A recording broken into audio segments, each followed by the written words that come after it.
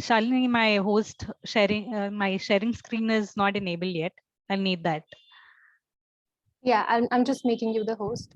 Yes, yes. Thank you. Meanwhile, anybody, if you could tell me what your expectations are from 12th of June, 5 p.m. to hi, Subhashini. That's so amazing to see you. Yeah, I'm the host now, so I can share my Aditi. Hello. So it's mostly a young crowd of menstruators. So that's really nice to understand how menstrual cups function and understand how I'm supposed to measure my size. Great. So it seems people already know what menstrual cups are. That's nice. That's nice. Okay, cool. So let's get started with that. Huh? Sorry, somebody was saying something. Okay. You are able to, Shali, could you confirm if you're able to see the screen? Yes. Okay, great. So here we are, the ultimate guide to menstrual cups. Now, what do we do, who we are, and everything about us. So we're a coming up brand. Easy Cups is a coming brand of menstrual cups. We only started few months back, but I don't want it to the session to be around Easy Cups, but a lot more about menstrual hygiene and tell you about why I started on this journey and why I it's great if we all are at least aware of it and then decide what we want to do regarding it. So as a couple of facts, so there are a couple of facts that we have around. Oops, my screen is not working. Just a second.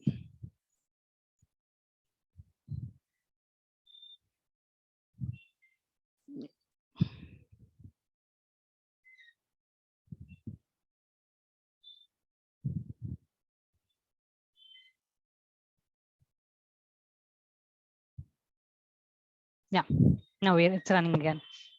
So yeah, so we've spoken about your expectations from it and your current awareness. I wanted to test this before we begin our session, but it seems like the cohort is at least already aware of what menstrual cups is. So we can go ahead talking more about the current facts. So without boring you much, what I would just want to point out that 1 out of every 10 women in India face menstrual hygiene issues. Approximately 30%, some facts and figures and research studies say it's 20%, some say it's 25, some say it's 30%. So let's take the most optimistic figure. So approximately 30% of women in India have access to sanitary products, meaning approximately 70% women optimistically do not even have access to sanitary products. So a lot of these period NGOs or the menstrual hygiene NGOs or NGOs that are typically trying to empower women go around in rural areas trying to spread the awareness for sanitary products, and they're doing a commendable work there. But then the facts and figures are so drastically not in our favor, that I would want to bring in light of everybody who's on call today, that how severe the situation is, not to make this a very serious conversation, but then to just make you realize the depth of the situation, in which I'm sure a lot of you might already be aware. But a lot of us who might be coming from urban areas do have access. We know what sanitary pads are, what menstrual cups are, what a tampon is, but a lot of people do not have. And so what do? They use shavings from coconut shavings, or they'll use cow dungs, because cow dung is also good absorbent, or they'll use banana fibers, and all of those are literally used day in and day out and have been used for ages that we've existed. Rural places, sometimes women believe that they do not want their the husband of their or the bread earner of their house, which typically is the men of at their house, to spend the money on buying pads for them. It is why even when they are aware, they are sometimes not willing. So in these situations, we have diseases like TSS, which is a toxic shock syndrome, or a fungal infection or something of that sort, that becomes very rampant because of the lack of awareness of these products. uh, I was, as is in the Indian culture, I also started using sanitary pad when I started menstruating, which was approximately 12 years to 15 years ago. And because that's, the typical thing that we Indians get offered. So tampons is even, they broke the market even very lately, like maybe I think 10 years back or something they broke, and menstrual cups forget about it. It was something that people had not even heard about, and people do not really like to talk about because of the various taboos that are associated with the product. And when I some years back, when I went out to buy a sanitary product, and in one of the market, I was handed it that pad in a black plastic, and that is where the environmentalist in me woke up and I'm like, what is this? Why am I being handed this over in black plastic? Because I do understand the person, the pharmacist did not want, was trying to protect me from the shame which I would have had by carrying the cup, by carrying the stay free pad packet in my hand. So that made me think that one, the sanitary pad itself is made of plastic. Second, they're covering it in plastic again. And what this is the kind of environmental harm we are causing. So that is where I started looking out for alternatives. And for those of you who haven't seen, this is what a menstrual cup looks like. I have a couple of them over here with myself. These come in various shapes and sizes. So that was the time I started exploring what menstrual cups are and how do they work. And yeah, so that's about the fact and why at all we are spending this time to know more about them. So if NGOs start sanitary pad usage, we will all end up with a big pie of waste, which we would not want, which we'll have to tackle again in some sense. So that is where we started promoting menstrual cups, and we felt there was a dire need that not just the rural India, but even the urban India needs to make a choice for yourself. Today, after this session, when you go back and you choose not, you may choose to continue whichever menstrual hygiene whatever menstrual product you may find convenient, but it is very essential for you to at least know. I'm sad that until the first 20 years of my life, I didn't even know that a menstrual cup existed. um, and I just remember that we have to do a quiz for everybody who has already started feeling sleepy on the call because of it being on an online version and we are not meeting on an offline mode. At the end of this 40-50 minutes, we're going to have a quiz, and whoever is the top fast answerer based on whatever we discuss, we will have a giveaway for that person from our side for them. So yeah, that's it. And so coming back to our so I hope this has at least awoken a few people. Because now we're going to talk about some serious stuff and how to use menstrual cups. So coming straight to the core of the topic, that how do we use menstrual cup and what are menstrual cups all about. So this one is the one that I'm currently using, and these are typically made of silicone. Silicone is a biodegradable material which makes these products eco-friendly. Almost all of these that you get in the market are made of silicone, but a few of these are also made of a material called TPE or TPU, which is not, it's just another substitute of silicon. But I haven't seen, like, there are very few international brands that are making TPE, TPU cups. The most of these get manufactured in China. And TPE, TPU is also not honestly bad. It's just that that those are a bit more softer and their texture is a bit different. But most commonly, you will find silicone, which is a medical grade silicone that is used in making these cups. So whenever you go and you'll find medical grade silicone, it's a yes, yes. Even TPU is a yes. Uh, this was just to make you aware that what is the material that these cups are made of. Other than that, what we also have is a kind of certification, FDA certification that goes on these products to regulate them. Sadly, in India, we do not have any regulation around menstrual cups as of now. We do have around sanitary pads, but we don't have around menstrual cups. So anybody can tomorrow go and start manufacturing them. But given that the hygiene, these are very intimate products, what we suggest is looking for brands that have attained some kind of certification. So what are the various certifications available in the market, you ask? So there's FDA certification, which is given by US authorities. Then there is REACH, which is given by European authorities. These are the ones that are most popular. Um, so yeah, so that's about, so these are the things that you should be looking for when you are going for a brand.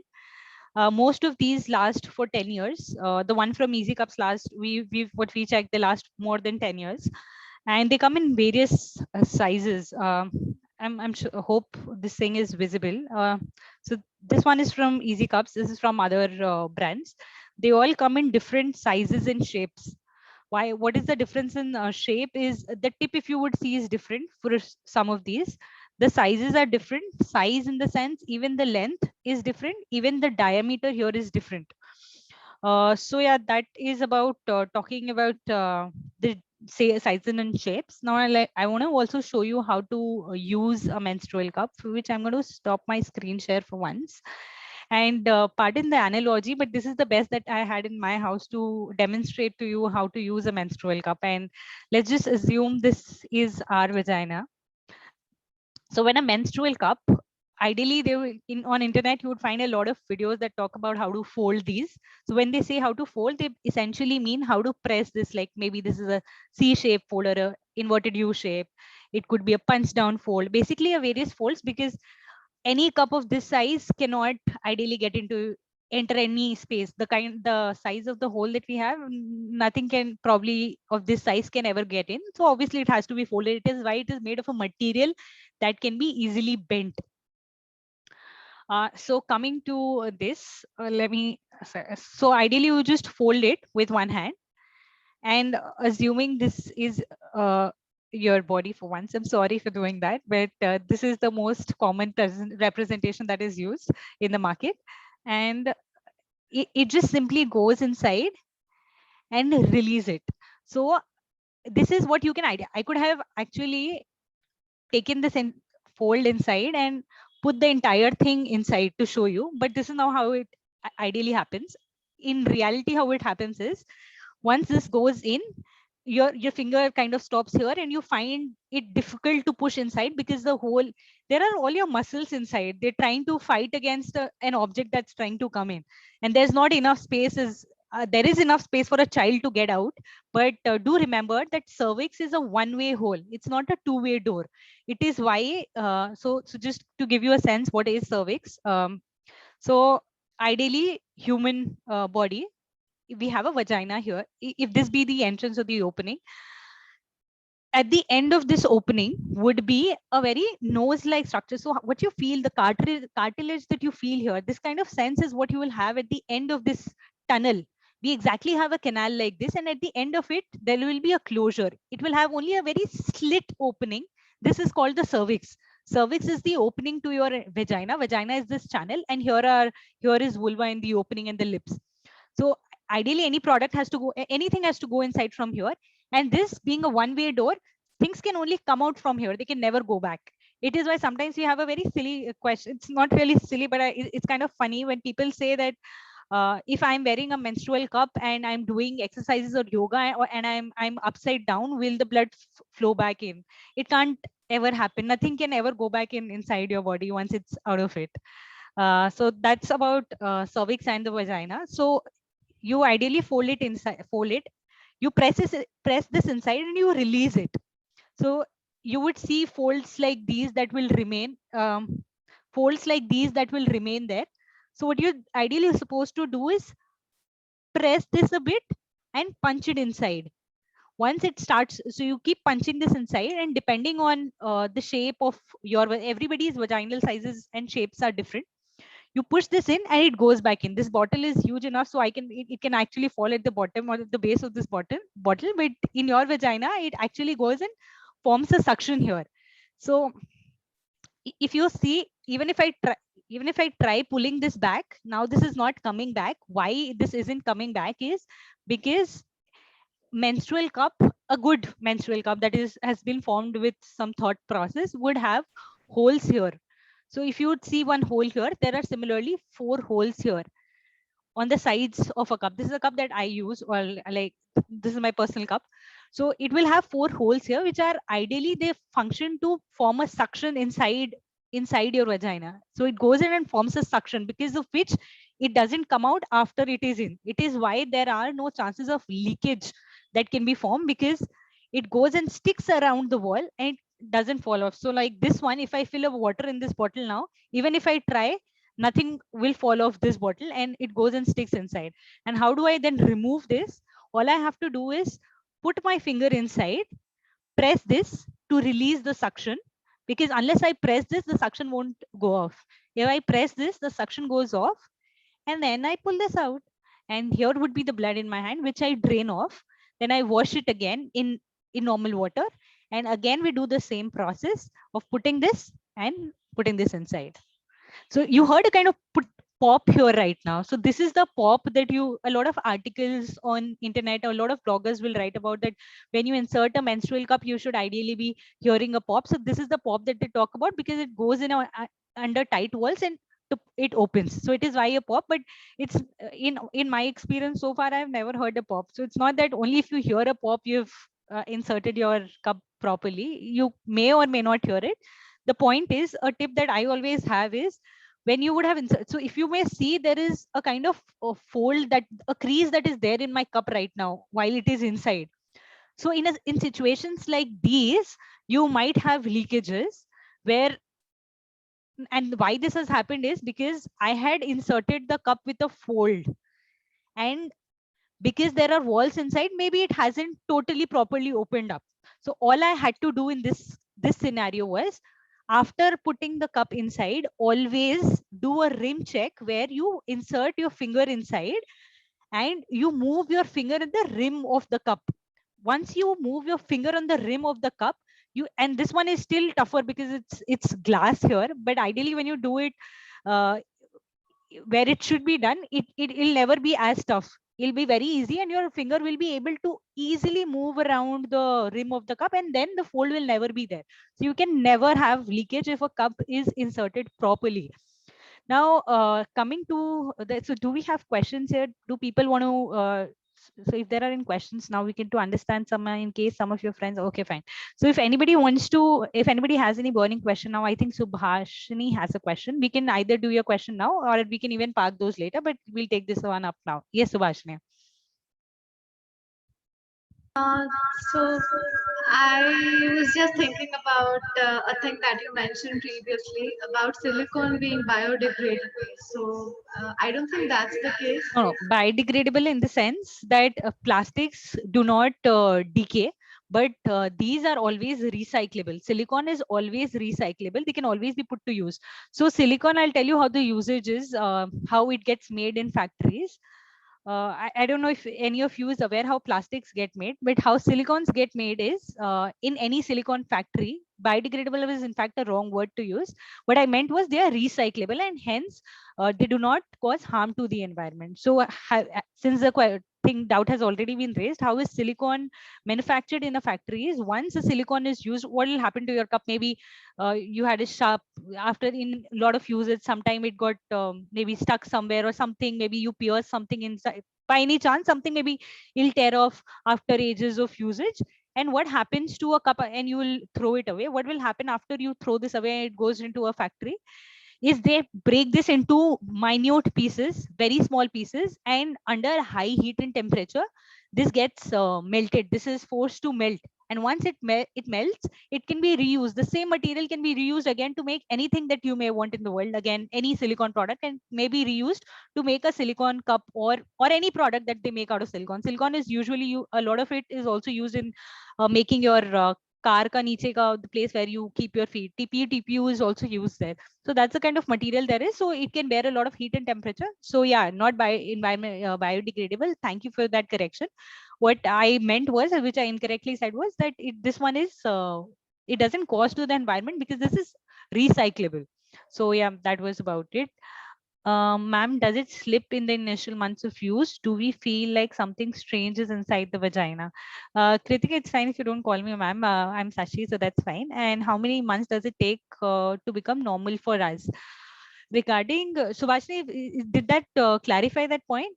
Are we done? Cool. So coming to Kritika's question, does it slip? It wouldn't slip, even if it's your initial month, or even if there a lot of months have gone using it, it wouldn't slip out, because even if you see I'm trying to pull this out, similarly it forms a suction inside your body. It can't slip out. So it is why people are so comfortable when they use it, when they are in the swimming pool or something. You can do whatever exercise, you can go and trek with it. So how do you feel? Do we feel strange? Honestly, when I like most Indian women, although this is very personal, but then I think it's okay to talk about it. And I was a virgin when I used a cup for the first time, so nothing had actually ever gone inside my body, and I didn't know how to do this or how to go about it. So I was also exploring. First time I did feel something different because you're not used to that feeling. This one is in touch with your muscles, so in the inner wall, so obviously something different will feel. So the first time I put in, I didn't know how to use this, and what I ended up doing the first time that I was using it, I put this inside and I stopped it here, and it stuck here just like it's stuck in this wall. It had stuck inside me also, and I thought I'd put in a menstrual cup, but ideally this entire thing has to go inside you till here. This entire thing has to go inside you. So I didn't know, so I was like, okay, I didn't know, and every time I sat, it hurt me because all of it was already out. So I had to figure out how to. So initial cup users will definitely have a learning cycle. So menstrual cups, they always come with their learning cycle, which can span from 1 to 3 cycles depending on if on the user and how well you are equipped with using. If somebody who's used a tampon before, I'm sure you'll not even take 1 cycle to understand how to use it. But somebody who's never used a tampon or a menstrual cup or anything of that sort, then it take, because it's a different thing. We've always used pads, they lie outside your body, so it's different when you insert something. So it may take a while to understand how to put this thing in. Really, trust me, the only challenge is to know how to put this in. Once it is inside, the feeling is so amazing. So to answer your second question, that how many months does it take for us to feel normal? If it is properly inside you, you will feel normal the next moment. You will feel completely normal, and in fact you start feeling miraculous, because the feeling which you have using a menstrual cup versus what you have using a sanitary pad, you feel completely free. There's at night there is no trouble. You can change your posture whichever way you want. You can jump, you can trek, you can, for 12 hours you almost forget you have periods. And a lot of times people, and this is funny again, but then it's true that a lot of menstrual cup users forget that they have periods. It is because of the comfort that the product provides. So a lot having said, I hope that has Just a answered. quick footnote to what Sashi is saying right now. We have a couple of cup users here with us. Subhashini, Aditi, I know that they're cup users. So at the end of the session, I guess we can have a minute or two and they can share their experiences so that people who have experience-based questions can also learn from, more cup users about how their experience has been. And I hope that's a good thing to do. Perhaps we'll do it at the end of the session. As of now, I think we can proceed. Sure. We'll do that. So at the end, we will definitely have review sessions from them. So I'll just share my screen again, which doesn't have anything significant here. But then it's true that why am I spending my Saturday to know about periods and to know more about this? And there is a video, in fact, at this point juncture that I want to show you. 1 second. The ultimate guide to 1 second, let me Google out that video here. It's called the menstrual cup experiment.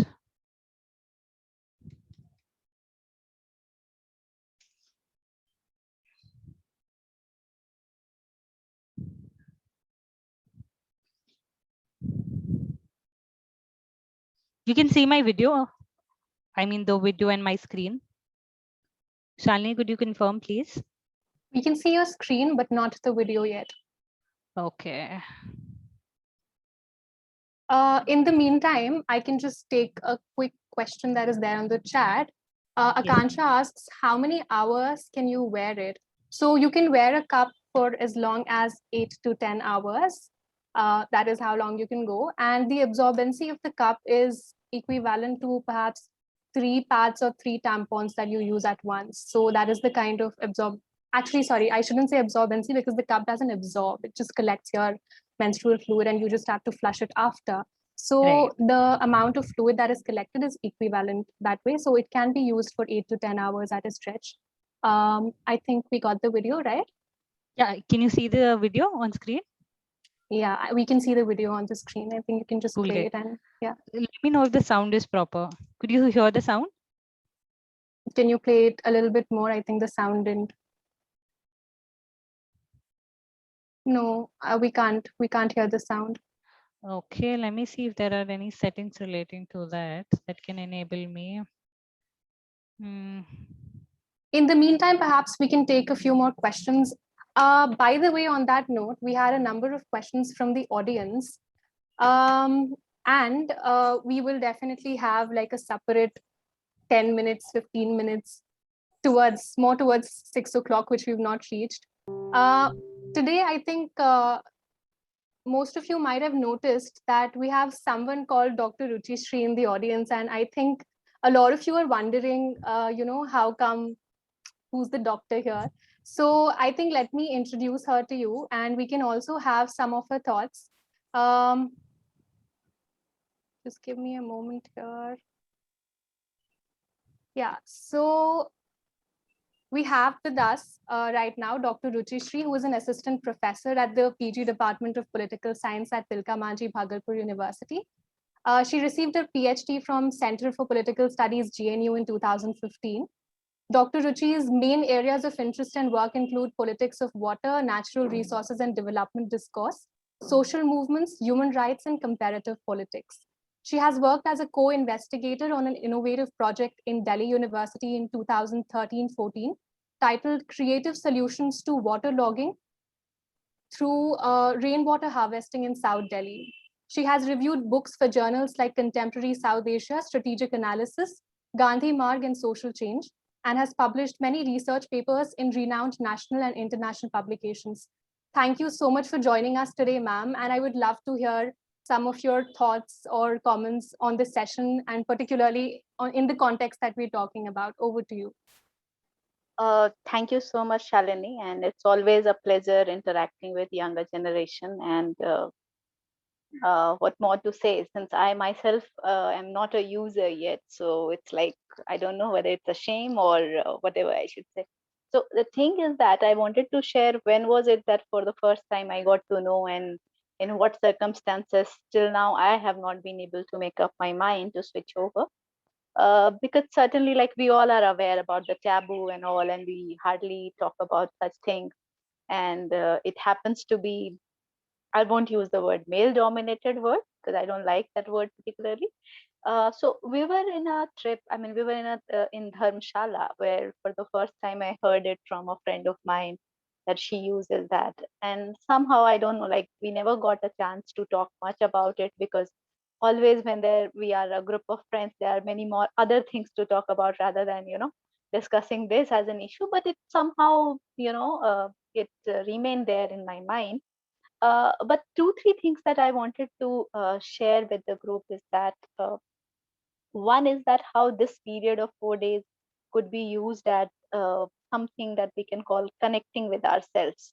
So rather than considering these 4 or 5 days as something which is a punishment for us, it would be better if we think of these days as something which rejuvenates us.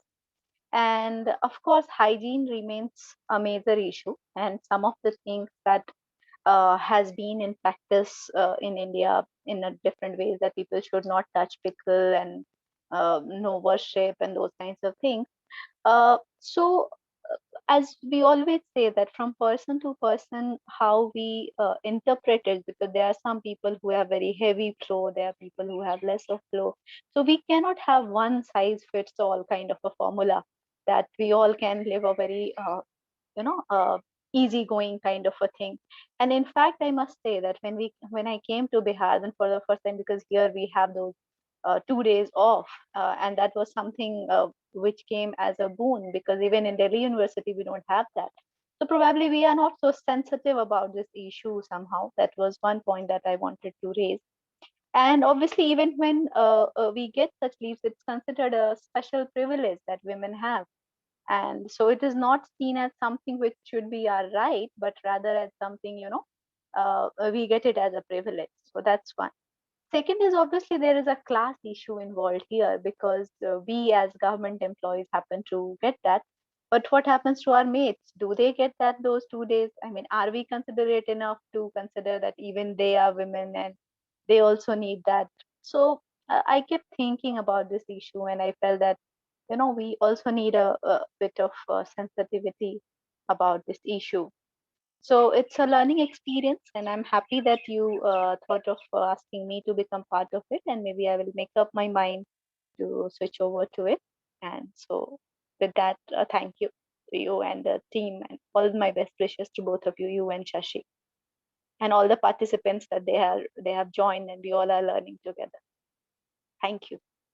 Thank you so much, ma'am. I think that was quite insightful what you shared, because we did not have a chance to discuss it at length at the beginning of the session. But while we discuss about products and about menstrual health and hygiene and its various aspects, we need to take into account the heterogeneity of experiences that there is across menstruators. So even in using the cup, for instance, while somebody who perhaps may have been using tampons finds it easier, but then there are people who don't. There are people like me who kind of first switch to cloth pads. So I think, even then, even switching to products is an experience that for everyone is very, very different. On that note, Shashi, would you like to play that video talking about cup users? Yeah, sure, we will do that. And thank you so much, ma'am, for that talk. And I'm sure that at the end of it, you would at least be more willing to give it a try. Yeah, So sure.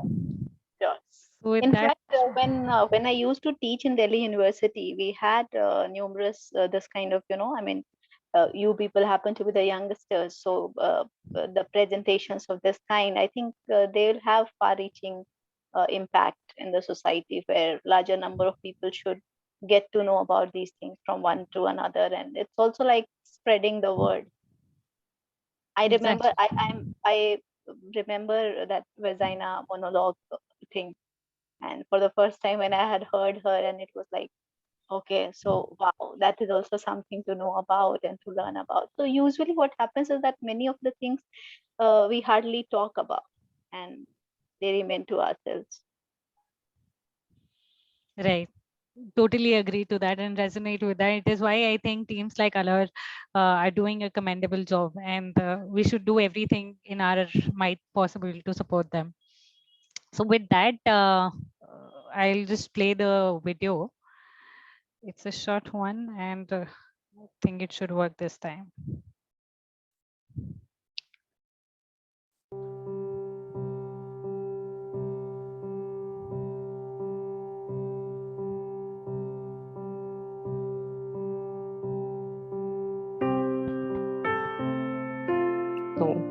No. Period days are like no running, no swimming. They're like off days, basically. The day is bad now. I don't want to go. It's not a good day today. It could stain your clothes, and also it could stain your bed sheets. That's really bad, and it's pathetic. You feel ashamed of it. 70 students sitting in front of you, and you're scared that you're leaking. There should be a better solution, at least.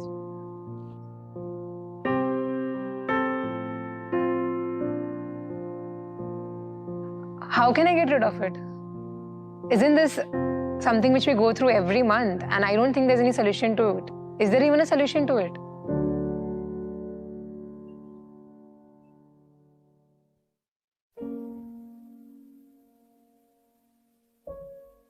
I had heard of cups, and I was kind of nervous about it.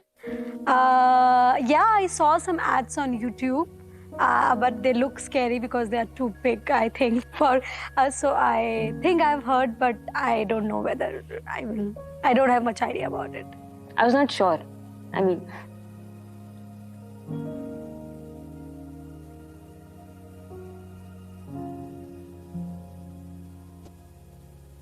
it was scary in the start, but when I actually started using it, it was like nothing. I have no idea what I was so terrified about. It's like when you buy a new chocolate or something, and you just achieve this happiness. So it's beyond words. And then for the first time, I just forgot about it for 12 hours. Very smooth. You don't get rashes. It doesn't smell. It doesn't feel you have a period. That's the best thing. It's a no period day. No more staining your clothes. I don't need to see dates and calendar. Very easy. So easy. It's so easy. Period days are like happy days.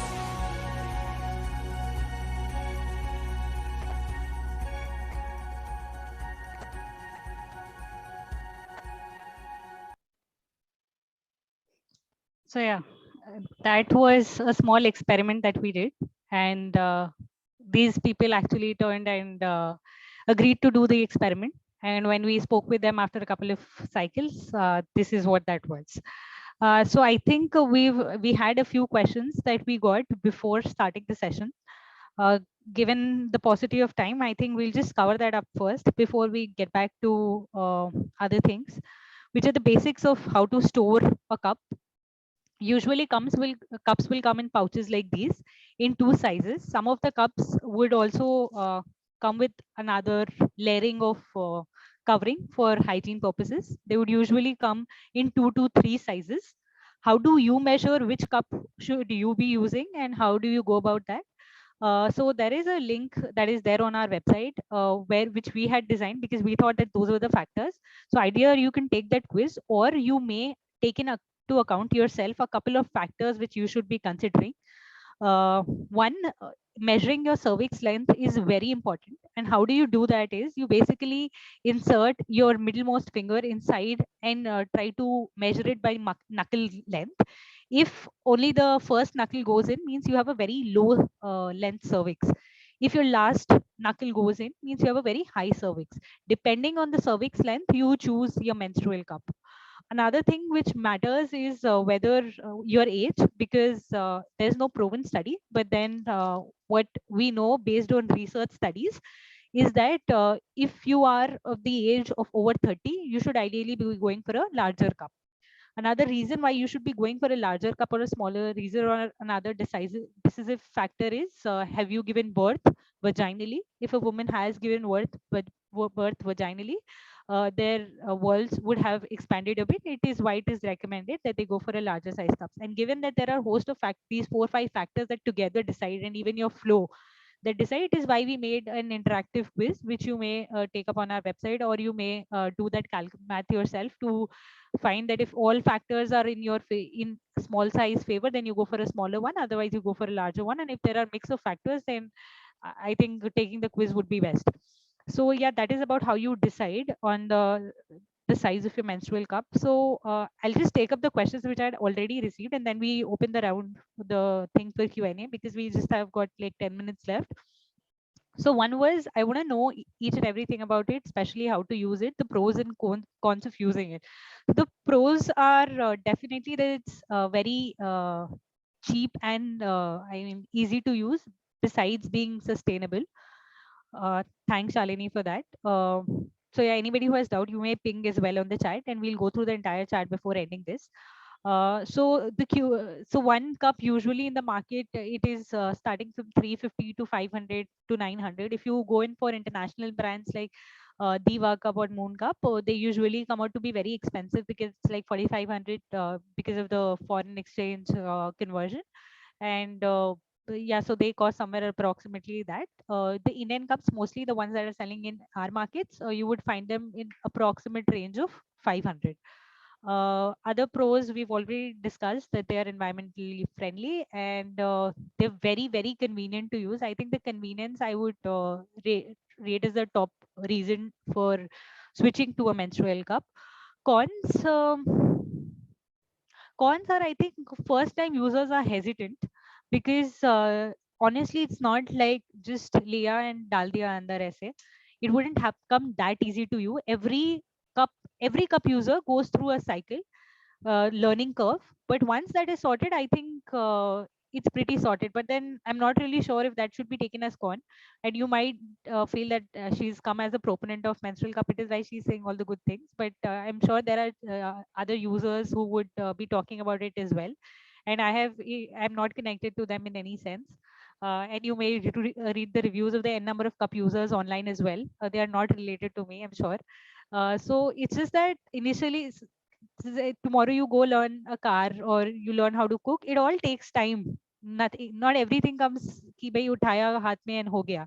So it's just about that learning cycle, and I really don't think there are much cons. If you have some pain or any kind of severe pain upon usage, then it is something that you should definitely consult with your gynecologist, because this is not common. So it might be that there are some ulcers or something that might be in particular to you. So if any user ever faces any issue, in the sense if you are having pain in using it, you should definitely talk to your gyno about it, because this is not usual, because it doesn't cause any pain. It is a very soft material. It should never cause pain. Just Another, a quick add-on, Sashi, if you allow. yeah, please. So there are also medical conditions associated, like you were mentioning, the pain, etc. So there's a medical condition called vaginismus, in which the vaginal muscles are too tight, and any foreign object in the vagina can cause pain. So if there is a medical condition like that, then you might want to consult your doctor before you try using menstrual cups, because of course you will have to insert the product. And there are also, so I was part of a research project around menstrual cups, and we interacted with a number of users there as well. And some of the respondents, this I'm mentioning with prior permission from the respondents, some of the respondents mentioned that they felt a sense of tightness, like some of the users asked about at the beginning of the session. While some of them may feel it just because it is an experience that is new to us, but for some, it might be associated with, say, a medical condition like vaginismus. So in case, like Sashi mentioned, if you are feeling pain while you're using the cup, it's best to consult your doctor and check if there's an underlying condition. But otherwise, it's good to go. Thank you. Yeah, go on. Yeah, sure. So meanwhile, there were a few questions. I think the one that we had on the chat are now cleared. Other than that, somebody asked, if there are any side effects? There are no side effects really. There's nothing. It's just a basic cup, so there's not much to it that can cause side effects. Is it painful? Already addressed. How to know my size? I hope that is already addressed. If not so, you can. Thanks to Kishan for posting that link on chat. You may use that link for reference. It's the quiz that we were talking about. Will it hurt while inserting it? It doesn't hurt at all. It's like I said, it's a very harmless, soft cup. Yeah, on that note, actually, what are the various different sizes and the difference, and how do you choose? So ideally, you would not be able to feel a cup before buying it. But once you have bought it, what you may find it. So this is something that we had got from a very manufacturer who was not FDA certified. How I feel upon holding this cup versus how I feel upon holding a cup which is certified or verified. And I have a couple of samples here from different manufacturers. This one would be, once you hold a material like this, you'll actually feel that it's cheap in the sense that this one is a lot more smooth. The texture is very rich when you find these cups. So that could be Just one a way of quick question there, Sashi. So, you were talking about the fact that FDA certified is the standard quality that you should go for in choosing menstrual cups. So what does that mean? So if I choose an FDA certified menstrual cup, what does that mean that the cup is, how is that cup better than the other cups? Not just in terms of like how it feels, but also other things. Could you please elaborate on that? Sure. In terms of the feeling, it might or might not be different because the feeling totally varies. But what we can really measure, and what I think people should be conscious about, is that given that it's a very intimate usage product, it should be made in conditions that are very hygienic to you. So when people say that their cups are FDA certified or something, what they mean is they have been made by a manufacturer whose facility is FDA certified. And it's always the facilities that get certified, because even FDA doesn't go and approve that. The FDA will approve. So these, one is getting approved for sales and one is being approved for manufacturing. So in China, you will mostly find. In India, there are hardly any manufacturers that will have facilities that are FDA certified. And why it makes a difference to be for a cup to be manufactured in one such good hygienic facility is because, so FDA has standards like there should be only this amount of air in your facility. It should be dust free. It should be manufactured at particular temperature. It should not be using any corrosive chemicals, and such instructions that enable and assure us as users that at least my cup has been made in a very hygienic and has been made in a very healthy standard. Cups are such products that once manufactured, now it's okay. There's nothing that can change it. It will always remain as a FDA certified manufactured facility product. It wouldn't change. All you can, maybe there might be some dust that might come after in transit or something. It is why that plastic cover pouch that some brands provide. But other than that, you can always wash and use. So it is why the difference in the certification. This is what the certification at all means. I hope that answers. Yeah, thank you. Also about washing, do we have to like keep the timer on that we have to kind of boil it for 5 to 6 minutes, or just plain washing works? How does that work? Could you please explain? Sure. So before the first usage, we usually recommend boiling it for up to 5 minutes. And why is that? Is for the same reason why you boil your milk, because you do not want any bacteria. If there's any bacteria, which if you wash your cup, so during your usage, like while it is inside and you pluck it out and you put it back, during those times, it is totally okay to wash it with just plain water. But before your first usage, or every usage of before the onset of your cycle, when you're using it for the first time after 20 days gap, we suggest boiling it only for the reason that if there is any bacteria that has come up on it in the transit of 20 days, while 28 days while it was not used, that bacteria goes away. So there's no as such timer ki exactly 5 minutes hona chahiye. It could be less, but it's just the point is 5 minutes is considered adequate enough, where we have a surety that 5 minutes boiling pe the bacteria would have died, because no bacteria survives after that. So it is why that recommended time of 5 minutes of boiler, but it's not hardcore. It's, I think, basics, just how you boil the water bottles of kids, where the toddlers, when you give them water bottles for drinking, they are also usually boiled before usage, for the same reason that you do not want bacteria to be lying on the surface. So that is the usage, the purpose. Also, suppose I'm traveling, or I am at somebody else's place and I got my periods and I need to use my cup, and I need to sterilize it, and the whole ritual that I have to do may not be possible because I'm traveling or I'm at somebody else's place and I don't want to have them, make them feel inconvenient or uncomfortable or whatever.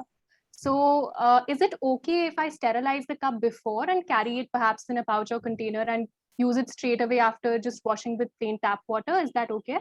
Exactly. So that is what you do. But what I would personally recommend, or there's again no proven thing or any esteemed study research on how you should be doing it. But what makes total sense to me is, yes, if there's one such condition, you should carry a well sanitized, sterilized cup. And before usage, do ensure that your hands are totally clean. They should be sanitized. Always use a sanitizer, or just be very sure with enough adequate soap water that your nails and all, they are not dirty.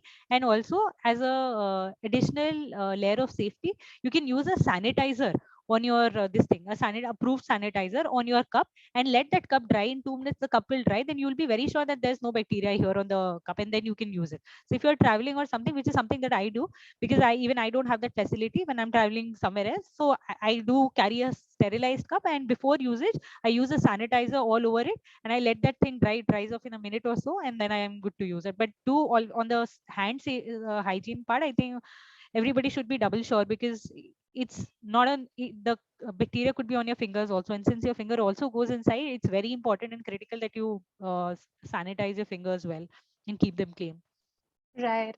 I think all the questions that were sent to us via the form have been addressed, except the last one, which I'm taking very quickly, directing towards you. It says, how can one know whether the cup is filled and needs to be removed? Yeah. So Nehal, thanks for that answer on the chat. Well said. So regarding how many hours can you use it, how do you know it's filled? I think it's something that you discover yourself over usage. So if you have so you ideally a cup carries up to 15 ml blood. A common misconception, so the larger one can carry 25 ml also. When I say 15 ml or 25 ml it can carry, I mean normally when it is here in this open shape, it can carry up to 15 ml when it's filled till just beneath the brim, beneath where the holes are. But when the cup is inside, it usually may not be totally open, depending on the shape of your vagina. So if it's not totally open, when it is inside you, it might be in a shape like this. So in this situation, it might not hold total 15 ml. To give you a sense, usually women bleed somewhere approximately 25 ml in your entire one cycle. So it could be more for some, it could be less, but that's an average figure of 25 ml. So that means 25 ml split across 4 days. So that's what, like, approximately 7 ml a day. If you are somebody who has heavy flow, then maybe 12 ml or something. Even in that situation, a cup should be adequate enough to sustain you for more than 12 hours or 12 hours or so. But what I would recommend you to do is, if you've started using it for the first time, in your first day or so, remove it after 8 hours and see how filled it is. If it is totally empty and you feel that it could have lasted another 5-6 hours, the next time maybe use it for 12 hours. But if after 8 hours you feel that it is already full, it's just about knowing yourself more and how and your flow and the amount of flow that you have. So that's something that you discover over practice, but those numbers were just to give you a sense of how much flow can there be and how much can these cups sustain. So the smaller one holds 15 ml when outside, and the larger one holds 25 ml outside, and inside that would be a little lesser because like I told, it's not totally open when it is inside you because of the shape of your walls. So yeah. Thank you, Sashi. I would request if any of you have any thoughts to share. This is for the cup users, or any final questions if any of you have and would want to unmute and ask. Or if you want to put it in the chat, now is the time, because we've already crossed the time mark of 6, but we might just wait for a couple of minutes since we started at 5:05, if everyone is okay with that.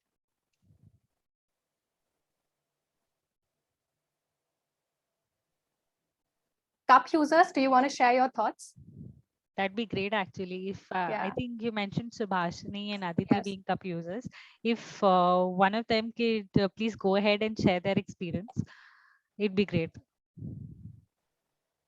Like when you started using it, how you heard about it, and what is the difference that you've seen in your period life after you started using one. Hi, am I audible? Yes, Aditi. When I started using menstrual cups, I wasn't scared because I knew it was not so scary. And one thing I want to mention is that there are different types of fold other than the C fold. I I I use a C fold and my sister uses the 7 fold. So it's totally different for everyone. And before using, you should know about your body parts, I guess, because you need to have some basic knowledge about menstrual cups before using it. It's not scary, it doesn't hurt. That's that, and it's not going to fall back in. It will not go out as well. And for me, it lasts for about 7 hours on heavy flow days, which is typically 2 days or so, and other days it's like 10 or so. And I'm really glad that I switched. I am never going back to pads again. That's actually for most cup users, because the convenience is so high that upon usage, nobody wants to ever go back to pads. I would like Subhashini to go next. I think Aditi mentioned most of the points which I was going to, and of course, it's just been a couple of times when I used menstrual cups, like just a couple of cycles, and I think I also have the same feeling that I'm never going back to pads. It's just great. But I would just like to mention one thing, that if someone is thinking about switching to menstrual cups, then it can be a bit, confusing, and they might be scared at first because it's basically putting things inside you when you use a menstrual cup. So yeah, I mean, all of it is justified, and you have all the right to be concerned about it. But yeah, it can be, I don't know, I won't say very difficult, but it can be a bit tricky at first, but and it requires a lot of trial and errors. So I think it just takes, I don't know how many times, but yeah, you'll get used to it. You'll reach to that point which you are looking for. And once you get a knack of it, I'm pretty sure you will also have the same feeling that you won't, want to switch back to pads. It's just that I have one concern regarding menstrual cups, and I was reading about it, this particular concern a few days ago, that if we are maybe traveling, or if there is someone who lives in a place where there is not like very easy access to fresh water, or maybe they're not, I mean, you get the point which I'm trying to mention. So, what about that? Because I'm very privileged. I have a good bathroom in my house and 24 hours water supply. So I can just go inside my bathroom whenever I feel like changing my pad and just clean it up, put it inside again, and I'm just good to go. But what about the people who are not that privileged and who don't have the access to running water, or maybe just all the like rest of the resources? So what about that? Would you mind answering that? Yeah, sure. First, congratulations on having shifted to a better period experience for yourself. Everybody should have the choice, is the point. And then choosing whatever they find more suitable for them is always good. So coming to your concern on people who are not privileged enough. Yes, unfortunately in India, especially, we have a lot of people that do not have, forget about access to sanitary products, as you mentioned, do not even have access to basic water supplies. Well, in those situations, it will definitely be tough to use these cups, because if you do not even have water to boil or sterilize your cups, it would be difficult. But then that, of course, we still far behind from reaching the point where only those people are left out. But then just in case any of you ever faces this trouble, where you do not have access to water, and you have just drained out your cup, either you could you most of us do always carry water bottles with ourselves, so you could use those, that water supply. But if you're totally in an area where there is no water supply, but you still have a cup inside, which I hope none of you all have to undergo. But then if just it happens, it's fine. It's just your blood that has come out. This one, since it's, see, substances that come out of the body are not harmful. It's just that it might look messier, or it might look like it is something, but it really is organic thing, and it's not. It's just blood. So you can use a tissue paper to wipe off that cup and put that back. So I was the other day attending a webinar that was by some girl in Ireland, and she mentioned that since toilet papers are very much into use there, she's always been using a toilet paper to wipe her cup.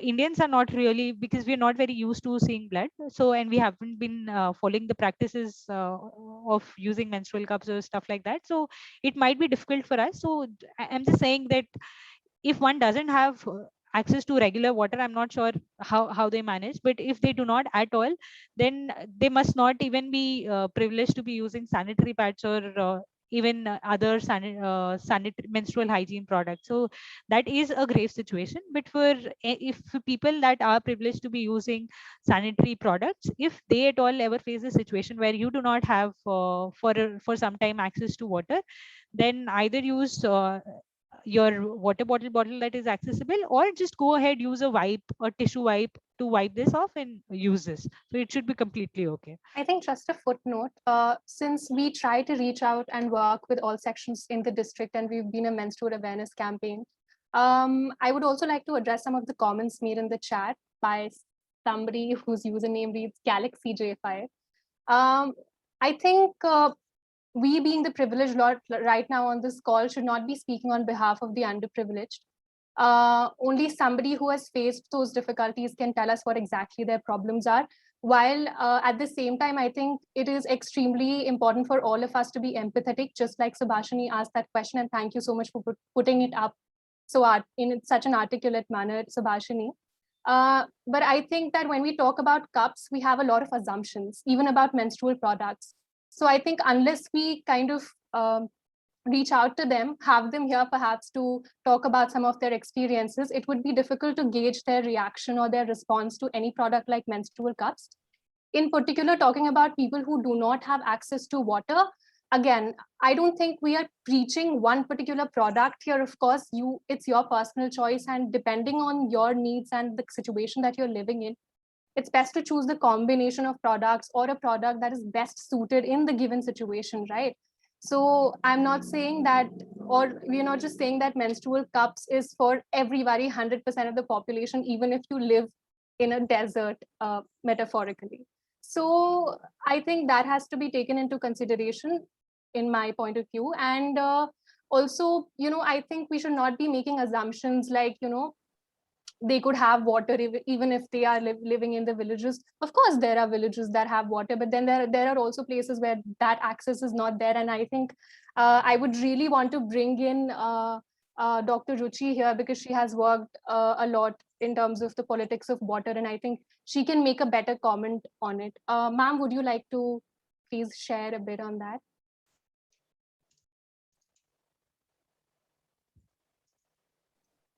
Not sure.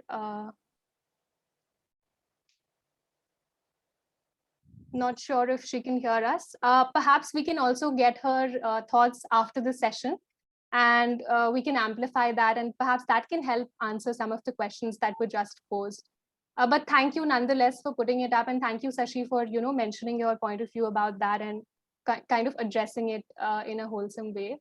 I would love if any one of you have any final thoughts or questions to share. If you can unmute and talk. Okay. If not, we have a small quiz. I think ma'am is here.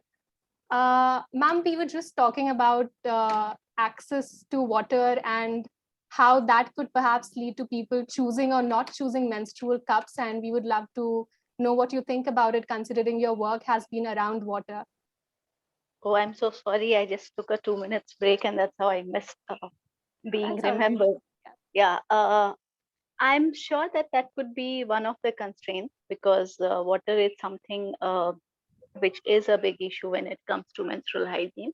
And if a larger number of people could switch over to this kind of thing, it would be certainly good, and also from the environmental point of view as well, because the kind of hazard that we are creating through dumping these things, and especially in Bhagalpur, I get to see that everywhere here and there on the roadside too. It's certainly not good, and I'm sure a large number of them is going to the river Ganga as well. So I'm sure it would be nice to if a larger number of people could switch over, including myself. Including myself. Thank certainly. you, ma'am. Thank you so much, ma'am. Sashi, do you want to take it over from here? Yeah, sure. So yeah, actually a very fair point made by ma'am. So yeah, I think we're almost at the end of this session. So like promised in the start of the session, we do have a quiz, and the first person who answers right, we just have one question. So whoever answers correct, gives the correct answer first, gets a giveaway from us. Whoever gives the right answer and is chosen, is requested to share their email addresses with Shalini, who can then forward it to me, and then we will reach out to the person for the giveaway gift. So yeah, and at the end of it, if anybody has any queries, since we are already out of time, we should be able to wrap up in 2 minutes, I guess. If you have any queries, please feel free to reach out to us on our social media handles or via Alert, and we would be very happy to solve any queries that may arise beyond this session. So yeah, so we are opening the house for the quiz, and the question is that in which year, or whoever is the closest to the year, was a menstrual cup ever invented? Some of you might be Googling, but then you still have to be quick. Whoever does it first. Akansha, 2018, no. 2010 in India had already adopted menstrual cups. 1980, no. They were invented a lot earlier. 1980, US had already started using it. Those are the first answers you are getting out of Google, but maybe you got to improve your Googling skills. 1937. Okay, fine. Somebody's got it right. Subhashini. So Subhashini got it right. It's 1937. That was where it was invented by an actor. So yeah, that's the right answer. It was invented in 1937, but a lot of even developed countries took time to adopt it. And as of today, while we are speaking in 2021, many developed countries are using it just like any other menstrual product, just like sanitary pads or tampons. But India, being a developing country, and with the n number of taboos that we have around menstrual hygiene and periods in general, is why we're still kind of picking up. 2014 is somewhere I think we saw a lot of players in the market coming up with this product, and then we started with a lot of marketing happened and awareness camps and people got to know about it. But yeah, the history is dating back to 1937. Congratulations, Subhashini. We will reach out to you once we get your communication details from Alar. Thank you so much. Thank you so much, Shalini, for having us today and for doing this amazing initiative, and for all of you guys in the larger team that is here on call today for doing this work and creating that awareness all around. Like we spoke on call, it's all about creating that awareness and giving people that option. Choosing a particular product over the other is always an individual's choice, but it empowers somebody to be given that kind of choice, and which is where Alar is doing this really amazing job. So thank you so much, Shalini and the Alar team, for having us and for doing this today. Thank you. Thank you so much, Sashi. I think you were great, and I think a lot of people must have gotten all the information about menstrual cups that they needed to make that switch. Sometimes one powerful intervention or one informative conversation is all it takes, and I hope that for many of us, this is the leap today. Thank you so much for taking out time to do this with us. I'm so happy that we did this, and I'm so happy that, like you said, we empowered some individuals with, the choice of making that the informed choice, basically. Thank you so much to all of you who attended today. And I just want to pinpoint that there are also some non-menstruators on the call. So I think shout out to you all as well, because you were here to kind of get the information and perhaps be more informed, which is generally not the trend. So thank you for being here. And Subhashini writes, I spent my Saturday well, I guess. I hope it's the same for all of you. Can we all perhaps switch on our videos and take a quick photo, if that's okay? Because I can see a lot of us are like completely off, like just 6 of us have our videos switched on. That would actually be amazing to see more faces and to acknowledge people that have given up their time on a Saturday evening. Yeah. Can more people please switch on your videos? Oh, nice. Thanks, Okay. Andarya. Thanks, Prashansa. It's okay. I guess we're only some of us are here with their videos on, but I guess that's okay. I'll just take a quick. Yeah, we have Kritika as well. Thanks, Kritika. I think I'll have to use my phone because I can't capture a screen grab. If somebody else can do it, please go ahead. I'll do it. Yeah, sure. Everybody smile. Fine, we have a shot. I'll send it across to the LR team as well. Okay, thank you so much. Thank you so much, Sashi, and thank you so much, Easy Cups team. I think we need more initiatives like your menstrual cup brands, and we hope that people continue to make informed choice and take a step towards healthy and sustainable menstrual experiences. Thank you so much. Thank you everyone for joining, and hope to see you at our next session perhaps. Bye. Thank you Have so a much nice for joining. weekend. Thank you.